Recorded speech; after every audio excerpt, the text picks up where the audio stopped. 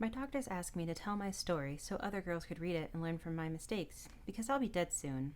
That makes me pretty sad to think about. I don't want other girls to be sick like I am. I guess they won't be sick exactly like me, because that would be crazy.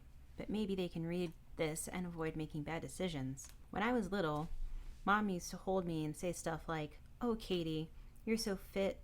You're fit so perfectly on my lap. You're so teeny tiny." I loved it. She'd keep me warm and hug me, and I felt so great. I'd always go to Mom if I felt sad or scared, and she'd just scoop me up, saying, "What's wrong, my teeny tiny girl?" I'd tell her what was making me upset, and she'd always, always, always make it better. The most vivid memory I have was the day I turned 10. It wasn't for my party, which I vaguely remember being great. It wasn't the presents, some of which I still have, but it was when Mom had me in her lap that night and had tears in her eyes and said to Dad, "Katie's getting to be a big girl, huh?" I don't remember what my dad said, but there was no denying it. I wasn't her teeny tiny girl anymore. At 10 years old, I was about 4'10" and maybe 100 pounds. I was growing fast. Both my parents are tall. I remember being scared. The scale kept going up, and by the time I was 11, I was 5'2", 120 pounds, and I started getting boobs. At that point, when I was sad, Mom would hug me tight and say the right things, but it all felt different. She never cradled me. She never had me in her lap. I felt cold and lonely, even though I was never really cold or lonely. I just wanted to be closer to her, like when I was so little. So I decided to let her to get little again. My mom started to notice when I pushed my food around on the plate, trying to pile it up on one side and make it look like I had eaten more than I really had. "You're a growing girl," she said, kindly but firmly. "You need to eat." I couldn't leave the table until I was done. That night after dinner, I remember lying on my back on the bed, staring at the ceiling and feeling the food in my stomach. Mom's words, "You're a growing girl," echoed in my mind, and I felt so sick that I ran into the bathroom and threw up. I was really glad I had my own bathroom so they couldn't hear me puking. After I was done, I felt so much better, lighter, and smaller even. Mom was so happy to see me eating normally again. She worried aloud that I might be getting the flu, so seeing me chowing down like my old self pushed those worries right out of her head. What she didn't see was how I went to bed afterward, and while the bathwater ran, I threw it all up. I did this every day for years. One of the sad truths about throwing up your meals is if you don't lose all that much weight, I actually gained weight. Sure, I'd get rid of what I'd eaten, but probably twice a week I'd be lying in bed, wide awake, fingering my collarbones, hip bones, and ribs, and obsessing over food.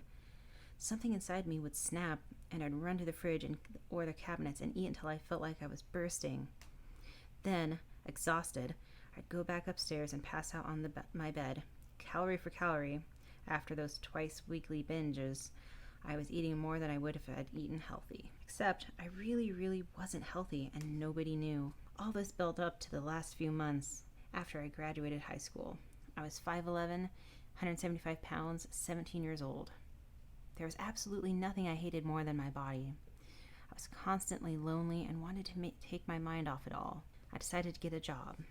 When I told Mom I found a position at a place that recycles old medical gear, she was really proud of me for taking the initiative. It was bittersweet. I knew she was starting to see me as an adult, not her teeny tiny girl. I felt like a complete and utter failure. The recycling place where I worked dismantled big machines that hospitals used and sold the parts. I was the receptionist. I took phone calls and helped set up deliveries. The people I worked with were really nice, and after a few weeks, they gave me a key so I could get there early and have coffee ready and work orders printed out. One night, after everyone left, I went back there and let myself in. I still feel bad about breaking their trust. A couple days earlier, my coworkers had brought in an old machine. They were all wearing heavy gloves and had on breathing gear like scuba divers. When they were done, I asked what it was. Apparently it was something hospitals use to give radiation therapy to cancer patients. I didn't know too much about that, so when I got home, I went on Wikipedia and did a lot of research, and then I got an idea. When I let myself in that night, the place was empty. I made a beeline for where they had the radiation therapy machine, and I investigated it. Most of it was completely dismantled. What I was looking for was conveniently labeled and brightly marked in a massive lead container. It took me a while to get the cover off. Lead's so heavy, but after I did, I saw a round metal part that looked like a wheel. I picked it up, rotated the mechanism, and it opened a little window in the front. Faint blue light was inside. I held it up to my eye and looked in. Nothing but that light. I thought it was probably what I was looking for. I brought the object home with me and locked the door of my bedroom. I worked to pry the thing open with a screwdriver, but it seemed locked from the inside. Eventually, I got frustrated, and I turned the wheel again to open the window and pushed the screwdriver into the blue stuff and tried scooping it out. It turned out to be pretty soft. A lot of it broke as I poked it with a screwdriver, and then I turned the wheel upside down. The pieces tumbled out onto my desk. Now I could see how pretty it was. It was like chunks of glowing blue clay and sand. I gathered it up as the best I could and put it away, save for a little bit I was going to use tonight. One of the things I'd been reading about radiation therapy was that it made the poor people with cancer really skinny. They just totally lost their appetite. I couldn't believe it was true. I'd always had such a big appetite. I kept telling myself, I need to be really careful when I take this stuff because if I get too much of the radiation, I could get cancer myself. I took a pinch of the blue clay, put it in my mouth, and swallowed it with a gulp of water. It felt warm going down even though the water was cold. Since I'd gotten home from the recycling place, I'd been pretty warm, in fact. Cozy, like a little puppy under a blanket. That night, I woke up sweating worse than I've ever sweated in my life. The bed was totally soaked. Gross. Water weight wasn't really what I wanted to lose, but it was better than nothing. I took a shower and changed the sheets and went back to bed.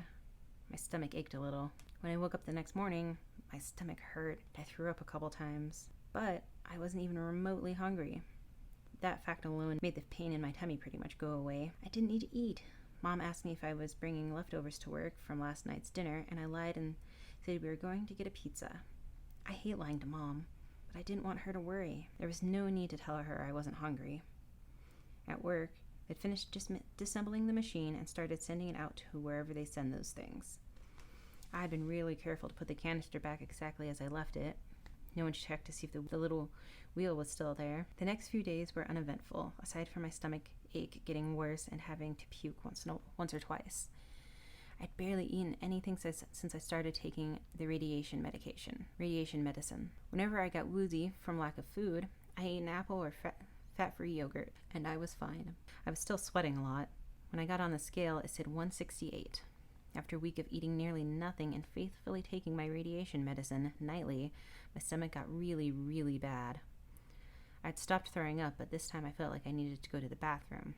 I went, and it was awful. There was so much. I was very shocked.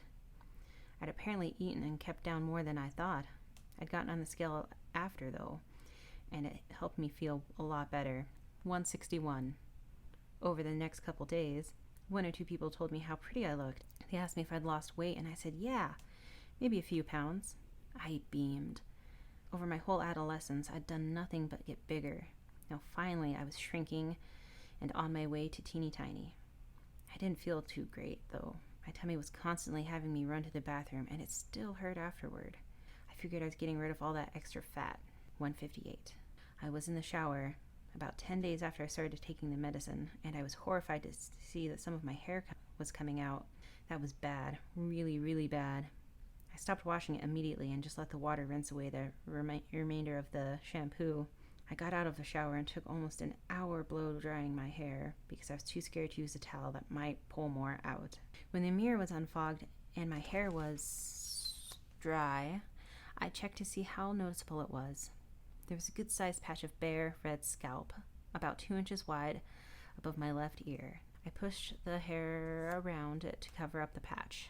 Some more fell out. It had been a nutritional deficiency from all the meals I'd been missing. I put on my Titan's hat and got dressed. When I brushed my teeth, I noticed a little blood in the sink. I made a note to get some multivitamins after work. I didn't shower the next day, but when I woke up that morning, there was more hair on my pillow. My scalp was getting pretty visible. It looked prickly and raw, but it didn't hurt. Since I was off work, I stayed at home and looked online for all the nutritional deficiencies that might cause my hair to fall out and my gums to bleed. Most of the ones were covered by my multivitamins, so I tripled the amount I took just to be on the safe side. I had to go to the bathroom 5 times during my 15 hours that I was awake. By the last time, I was incredibly lightheaded and so thirsty. I weighed myself before I started downing water and my radiation medicine. 150. The medicine helped me lose 25 pounds in less than 2 weeks. Mom hugged me the next morning before I went to work. She ran her hands up and down my back, and she made a remark about how skinny I'd gotten. Then she said it. Remember when I used to call you my teeny tiny girl? I miss those days, but I love you just as much as a grown-up. Then she let me go. Pain, nausea, and despair washed over me. Without warning, my lightheadedness came back with a vengeance, and I stumbled and fell on the kitchen floor. My hat fell off. With my head spinning, I vaguely remember my mom gasping, "Katie, what happened to your hair?" before I violently threw up on the floor and myself. It was blood. I passed out to the sound of Mom screaming. I don't know how much time went by at the hospital. I wasn't completely unconscious, but all I remember up until recently, when they used drugs to wake me up, were images of doctors in the same scuba gear as the guys at work saying meaningless words like celsium and sloughed and gray. That didn't mean the color. Today I can't move or walk, and I'm writing this using a cool keyboard that I can pick out letters using movements of my remaining eye. Like I said in the beginning, I'll be dead soon. I'm not too fun to look at anymore. My hair is gone and my lower jaw, and my skin. The nice doctors are giving me medication that helps me manage the pain and keep me alert. They asked if they could do tests and experiments on me to understand what ingestion of radiation medicine does to the human body. Apparently, there was a Japanese man a few years ago named Hiroshi Ouchi who got a similar level of exposure, and the same stuff happened to him. They said it would help other people in the future if they could compare our two cases. Of course I let him. I can't eat food anymore. My esophagus got cooked away. Same with my stomach. The doctors are keeping me hydrated with a tube in my butt. I don't really like to think about it. I guess all the excitement I get as I wait here is that they weigh me every 6 hours to see if I'm able to retain fluids they give me, or if it all seeps out into the sheets. They hoist me onto a pad, and a little machine voice says a number. This morning it said 72. The next time it was 69. Mom and Dad have to wear those scuba suits when they come visit. Mom's always crying because she's not allowed to touch me. Dad just stares. Right before I started writing this, Mom bent down and started whispering to me some of the stuff I remember her saying when I was small. I closed my eyes and imagined being warm and safe in her lap. "I love you, my teeny tiny girl," she sobbed. I could have smiled if I had a mouth.